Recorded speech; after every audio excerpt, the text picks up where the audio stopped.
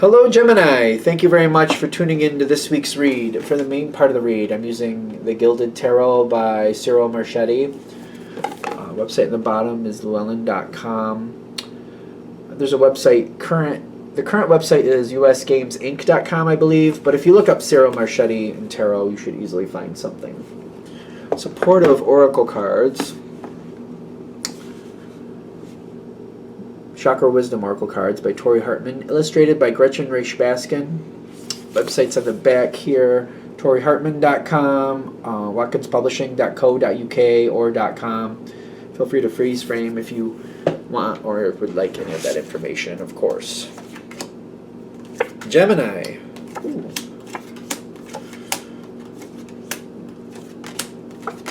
Oh, that's okay. I'm excited now. What's going on? What do you got going on here? Something coming in quickly. I don't know if we need this. All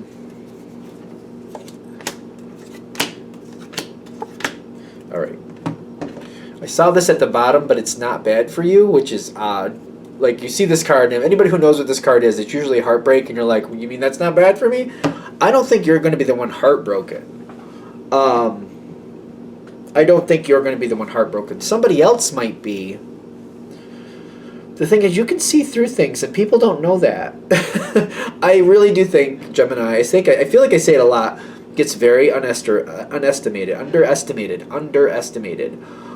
Gemini is extremely intelligent. The thing is, sometimes people can't keep up with all the thoughts you're having, so they, instead of thinking it's a them problem, they think it's a you problem. Something like that. Especially because I feel like sometimes maybe when Gemini really gets going, they can skip around in a conversation and maybe not realize it. People who are of high intelligence realize where you're going and can connect the dots. People who aren't as sharp, they get lost and they just think you're scatterbrained. I feel like that happens. Maybe I'm wrong. I'm sure you'll let me know.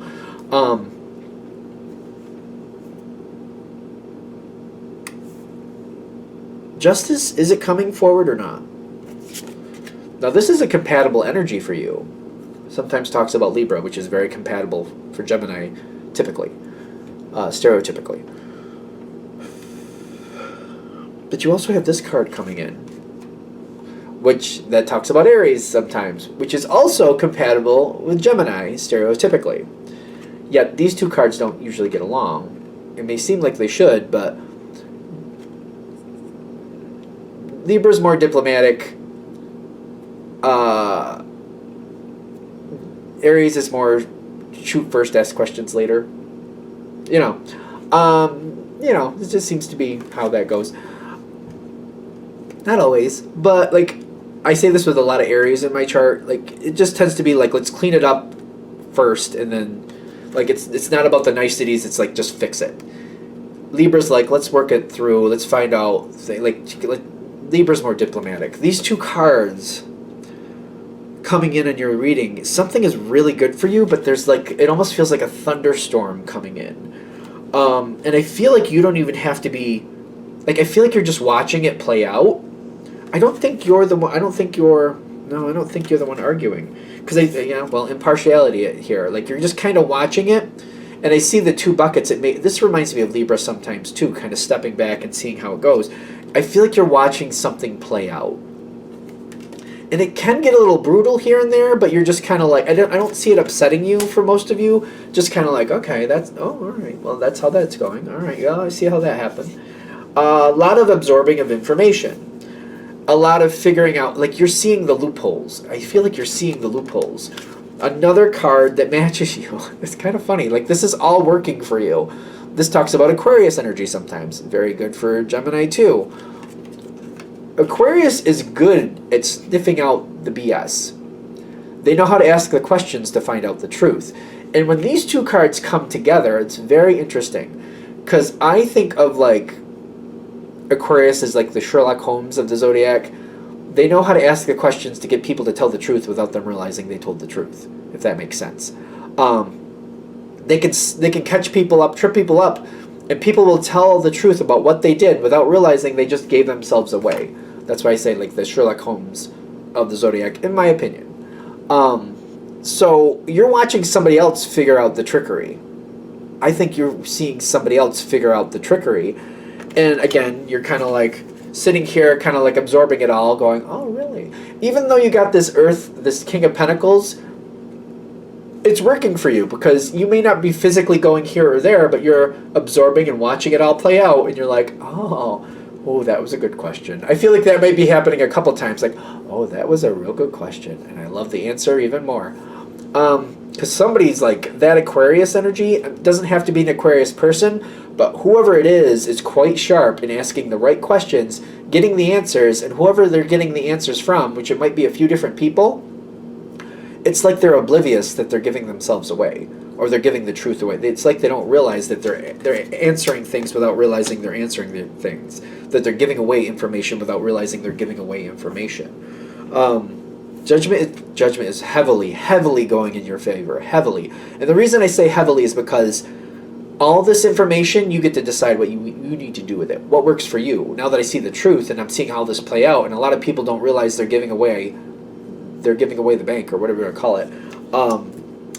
It just makes that much easier for you to not only decide what you want to do, but to get it as well. Because nobody realizes it's out there. Well, I shouldn't say nobody. Most people don't realize it's out there. I saw this and I was like, Gemini loves this, in my opinion. As long as it's grounded in reality, but also Gemini loves to find out, is it grounded in reality? All of this looks so much fun. It looks so enticing. Let me see if that's real. Oh, that's real. Let me see if this... Nope, that's bull. This, partially. This could be. Figuring out the puzzle just seems to stimulate Gemini. But again, the up and the down are kind of similar for Gemini. Figuring it out is great. But, just getting lost in the puzzle and not doing anything with the information, that's the downside. So make sure when you find what you want, you move on it. Be careful not to keep just oh, there's another idea. Oh, there's another one. Oh, what about that? Oh, what about this? You can end up getting nothing if you just keep searching. If you just keep going down rabbit hole after rabbit hole after rabbit hole after rabbit hole. You don't want to get so lost, so deep in Alice's Wonderland that you never get out of it. You know what I'm saying?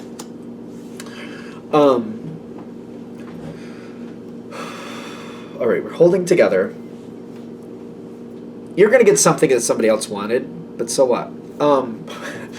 That's real nice. And then nice, that's nice. There's something here you want. But, I don't know. The way I look at it is kind of it's first come, first serve. And if you're coming up to this situation and there's a bunch of things out on the table, and you've decided you're going to, you knew everything was there, and you already decided what you wanted, you're only taking what you want. You're not taking, everything just to hoard it. It's kind of like going up to this table. There's a lot of, if it's a buffet, for example, but things are limited. There's only so much of each dish. You already evaluated what you wanted. I want some of this, some of that, some of that. That's all I need. That's all I'm taking. And then there I go. You're only going to take what you need. You're only going to take what you really want. If other people are playing a game or they're trying to pretend like the buffet isn't there, if you want to go that direction, they're waiting for everybody to leave so they can get the most, so they can hoard some of it. That's not okay. Yeah, I do get that. Somebody wants to hoard information or hoard more for themselves. Somebody wants to take more for themselves. Action on your part helps you. Don't feel bad if other people don't want to move on something. Because I keep getting somebody has a strategy. If they wait it out and nobody knows it's there, they can have everything. And they don't need everything. You know what I mean? They don't, it's a buffet. Everybody should have some. When you know it's there, you take what you want, you walk away, and then you have your sustenance for the day. It's not meant for people just to, hoard it and just let you, why hoard it if it's going to rot? You know what I mean? Why hoard it? It doesn't make any sense. It's food. It's not going to last forever. It's going to have an expiration date. It's they want to put it in the freezer, but even in the freezer, if it's in the freezer for more than a year, I believe it starts to degrade in a different way. It may not be poisonous, but it may lose its food value, I believe. I think that's what happens. Freezer burn and all that good stuff. For whatever. And because there's somebody here who, when they see you taking stuff, they seem they're like, hey, Gemini, you took what I wanted. Well, too bad. You should have moved on it. They knew it was there. Don't play that game with them. They knew it was there. They were just trying to take more than they were supposed to have. They were trying to take more than their share, so they were playing a game with it. You taking it is not only fair, but a good lesson to them. It's a good lesson to them. If they saw it and they wanted it, they should have moved forward and got it. If they didn't play their little games, they would have had something. It's on them. It's a good lesson for them. I don't play this game where it's like, well, make sure nobody else wants it before you take it. No. You want it, you saw it, go get it. That's how it works. I don't know. I don't feel bad about it. Like, if you keep waiting for somebody else to take it, when are you ever going to get for something for you? You see it, you want it, go get it. Don't feel bad, because somebody's playing this weird game. I keep feeling this weird game. Like, Gemini, you took what I wanted. Oh, well, I guess you should have moved. I guess you should have got up and got it. I don't have to tell you. Because they just didn't want to put the effort in to make it happen, you did, so you get it. That's also a part of this. That's the Four of Swords.